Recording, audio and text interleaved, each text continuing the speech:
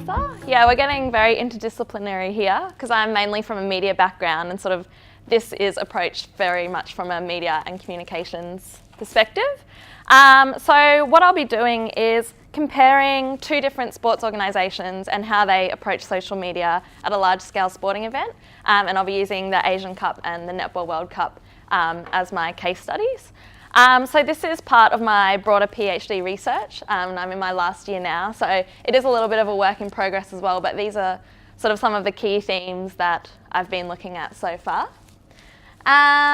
So social media now is just integrated into sporting events. It's sort of a given, whether you like it or not. Users expect information flows on social media sort of directly from the organisation.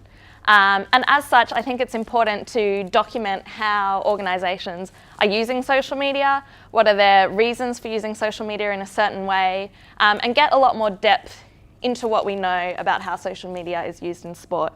I mean, and you can see here, these are all common things now. You have game hashtags, you tweet to the account, and things like that. So just to talk about social media and sport more generally, media and sport have been inherently connected for a long time. And what I mean by that is that you can have the perception of a live experience of a sporting event without having to be physically present at the event. And you can have this live sporting experience via the media. So watching it on TV or perhaps listening to a radio broadcast. As the internet, social media and digital media has emerged, we now have what we call a transmedia sport experience. So that's experiencing sport over multiple platforms, typically still with a television broadcast, but then you have supporting platforms of the internet, social media to grow and enhance your experience of the event as a whole. And sports fans offline have always been a basis for sort of intense community formation, community passion, and things like that. But these values are now able to be transferred onto online platforms. So it just provides sort of an enhanced experience of sport. In terms of social media specifically, there's research starting to emerge about the different functions of social media within sports communication. So there have been a few studies on the NRL and A-League and how they use social media, primarily to engage and connect with fans, to sort of play on this idea of passion and build that up on their digital media platforms. They're able to obviously rapidly disseminate content, and in a way they don't need to rely on traditional media such as news broadcasts or television as much anymore to put out this information at a time that suits them. And also there's the potential to promote sport to a larger audience. So for sports, that are a little less mainstream, once again, they're not having to rely on traditional media to put out content and potentially engage with new audiences. On the fan side of things, as I said before, sports fans have always been a passionate group, and now these values are able to be expressed online. So fans always have a strong identity and an affinity with their teams, and a phrase that I really liked in research that I've read is that, by using hashtags on Twitter, it's a virtual wearing of a team jersey. So fans are able to signal their identification and express their identification with a team on online and digital media. Fans are also motivated to use digital media because they have immediate access to exclusive content that perhaps they wouldn't be able to consume elsewhere. And also they're using social media as a second screen.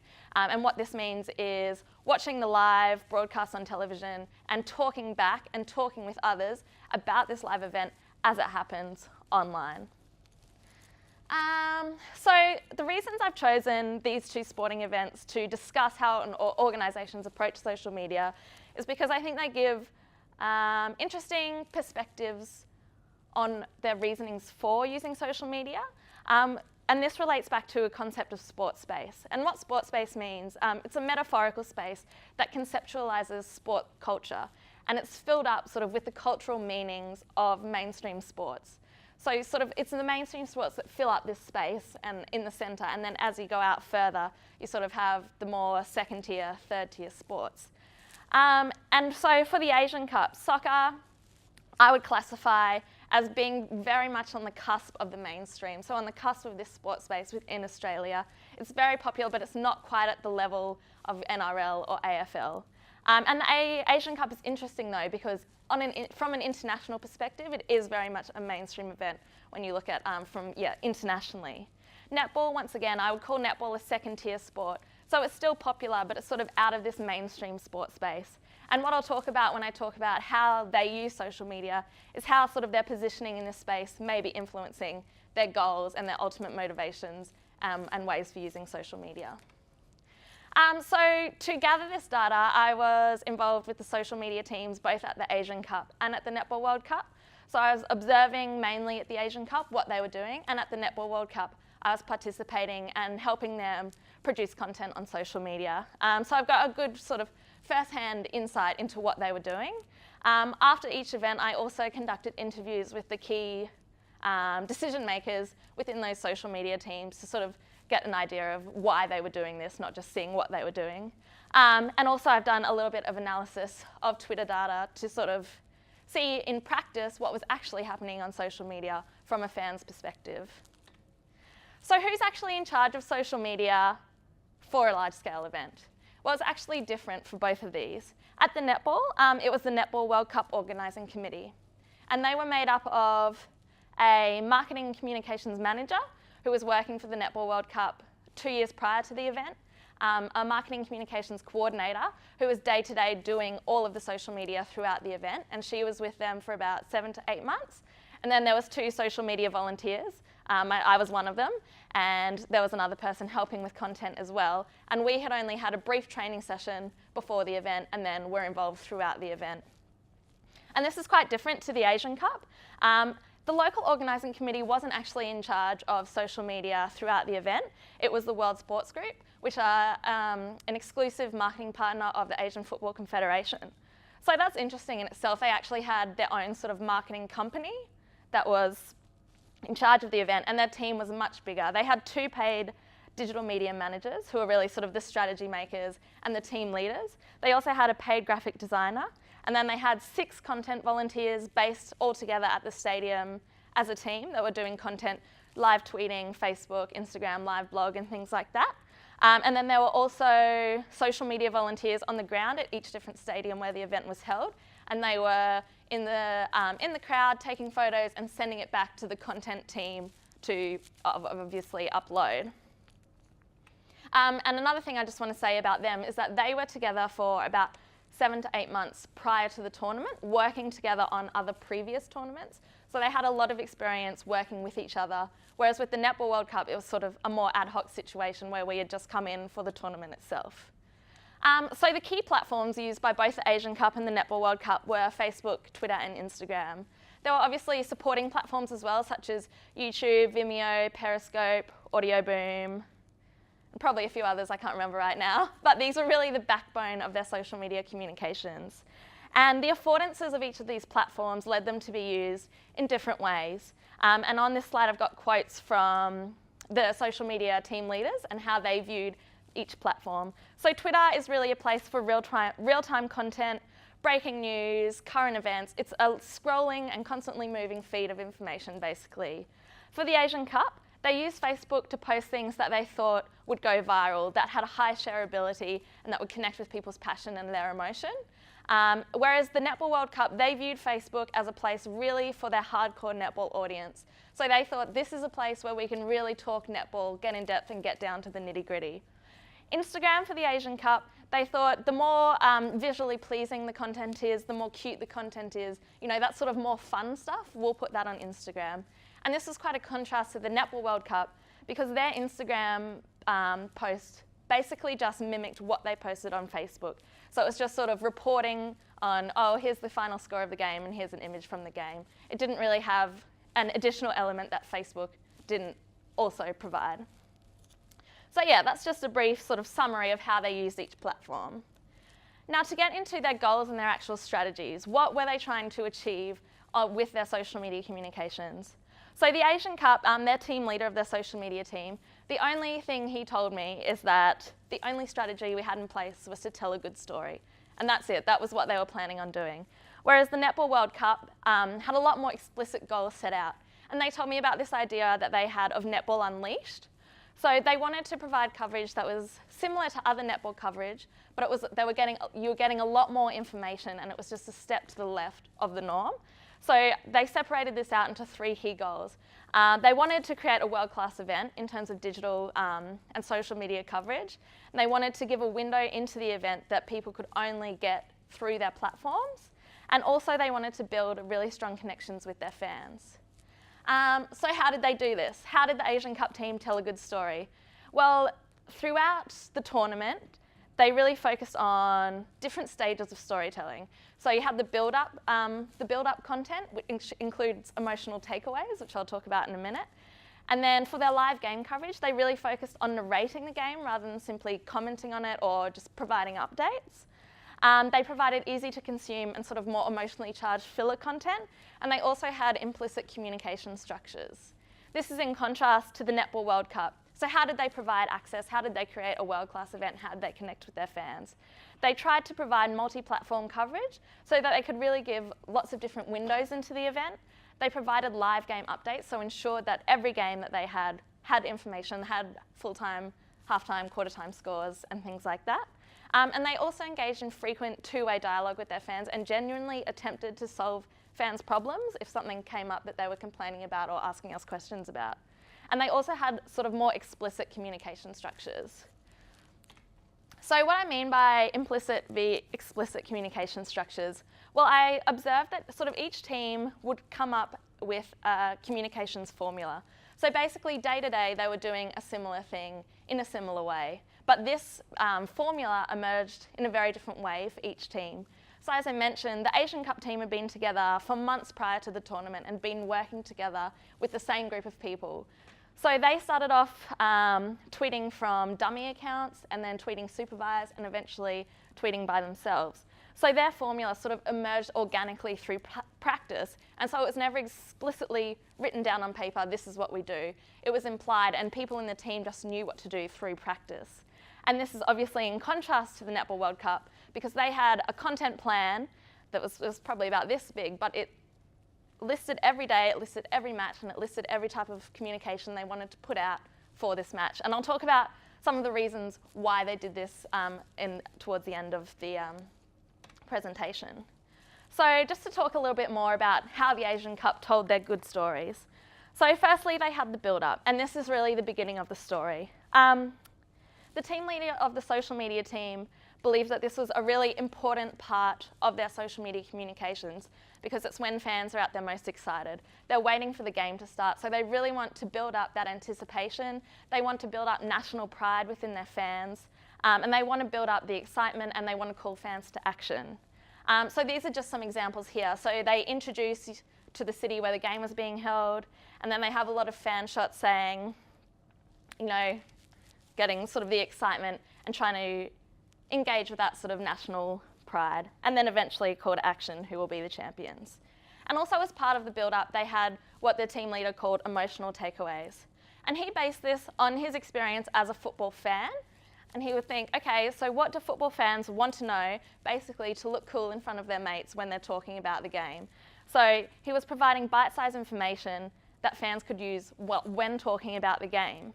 So basically, you've got things like players to watch, team head-to-heads, player head-to-heads, and also just sort of facts and figures. So you can look like you know a lot about your team and say, oh, well, we've won X amount of games since playing these, and they've had this amount of possession in this time, and you know that's why I think we're going to win, sort of thing. Because he says this is the time when people are looking at their phones, this is when they're consuming the most content.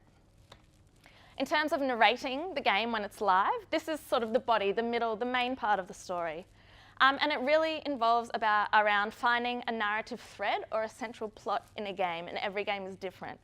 So just to give you one example, I was having a look through some games, and I came across this one. It was Iraq versus Japan. And Japan was controlling a lot of possession early on, and they had a lot of missed chances, a lot of missed shots at goal. So they started to build this story based on that idea. And then in the second half, Iraq started to gain a lot more possession and started to threaten Japan.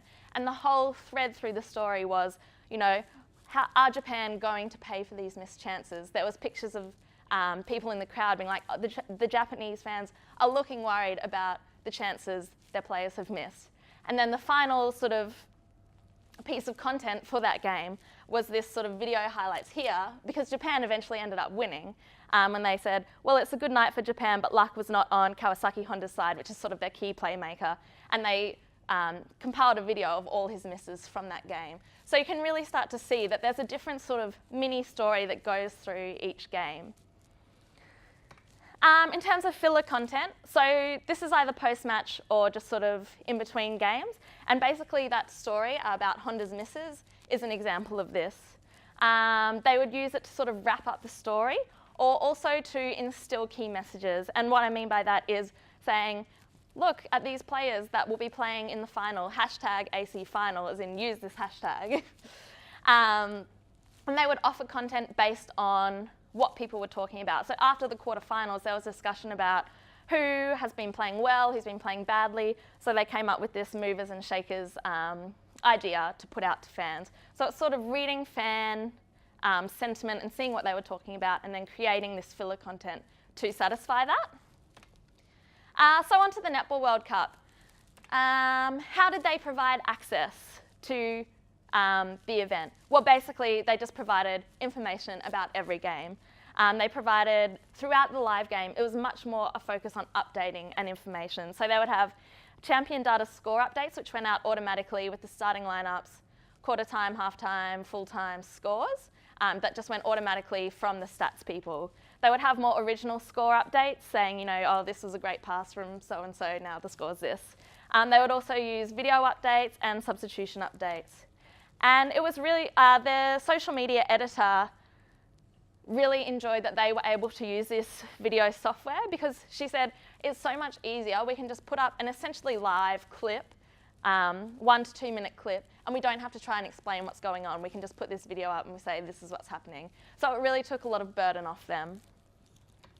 In terms of providing a number of different windows into the event and providing exclusive content, they would provide multi-platform coverage, especially at the end of a game. So they would live stream press conferences on Periscope. They would use the Twitter mirror, which is this example here, which after the athletes were coming off court after the game, you take, it's like literally an iPad in a mirror. That's why it's called a Twitter mirror.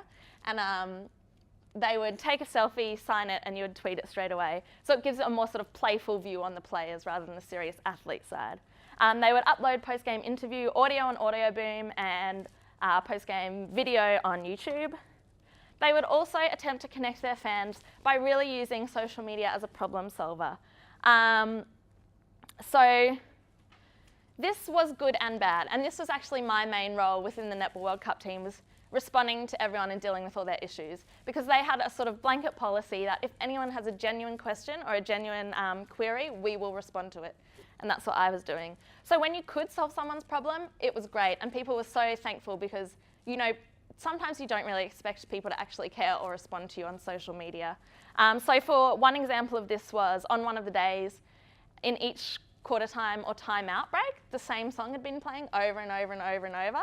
And it was, you know, when you have like 5 games a day, it starts to get a little bit tiresome. And so people were messaging us being like, please change the song, please change the song. And I was like, there's a lot of people messaging that they really want the song changed. And eventually someone like ran down to the stadium's like technical staff and was like, please change the song. And then eventually we got the song changed and everyone was like, thank you so much, you're amazing. And that's great. But when there's sort of more serious issues, such as we had heaps of issues with merchandise being sold out and so many people complaining about it.